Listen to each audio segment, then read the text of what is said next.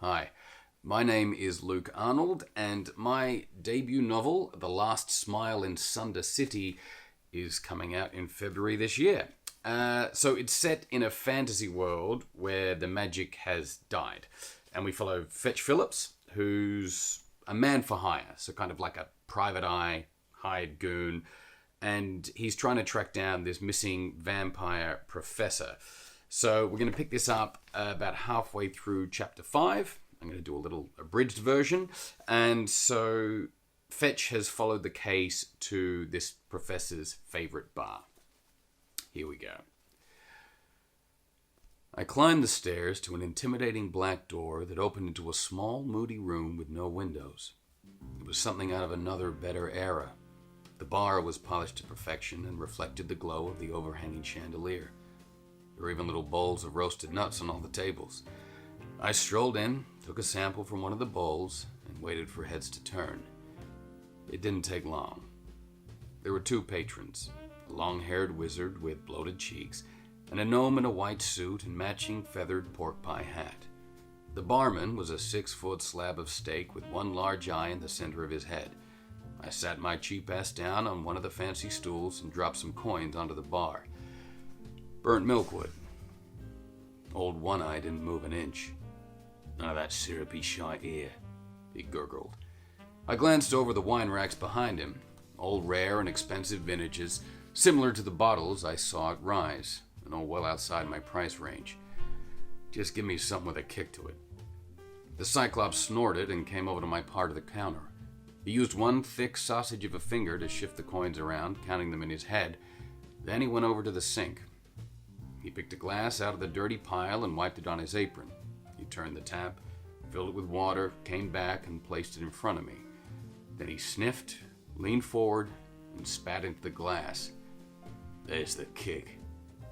I didn't bother guessing what had so swiftly placed me on the brute's bad side. Could have been my clothes and my taped-up boots. Could have been my asking for trouble attitude. It could have been the fact that I was human. Or it could be that I just have one of those faces people dream about pushing into a beehive. Well, there was no point bothering with the niceties. I'm here about a vampire. One-Eye flared his nostrils but didn't say a thing.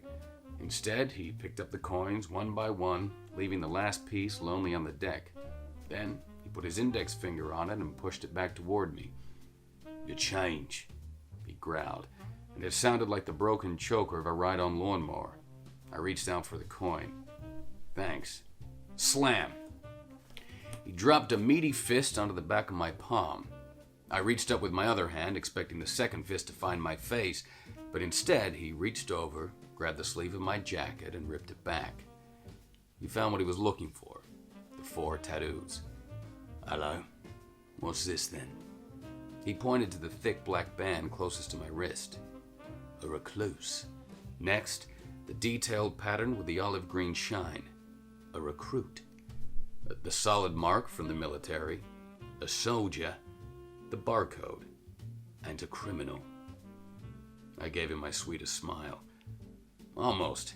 The second one is for jazz ballet. Don't worry, it's a common mistake." Then the second hand came.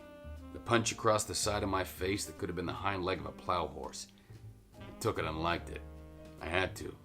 I'd walked into his place and started throwing my mouth off, and if I drew my knife, I'd probably have to pull my teeth out of the counter with pliers.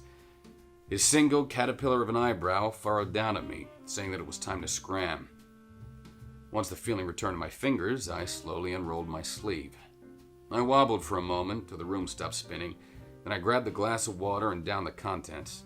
It was a stupid move that proved nothing, but I always tried to provide some entertainment. "Thanks for the drink." I pocketed my change and tried to find my feet. With some pride, I located them at the end of my legs. The little gnome in the white suit muttered something in my direction. My ears were ringing too loudly to hear him, but I didn't care. I floated past him, down the stairs, and back out under the gray sky. If Edmund Albert Rye was memories and dust, I didn't need to lose my head over him just yet. So there we have one of Fetch's not so successful attempts to get a lead on the case. that's a little taste of the book. Hope that gave you an idea of Fetch and where we find him at the beginning of the story. And yeah, I'll follow up with another bit soon, so stay tuned. Cheers! That is The Last Smile in Sunder City.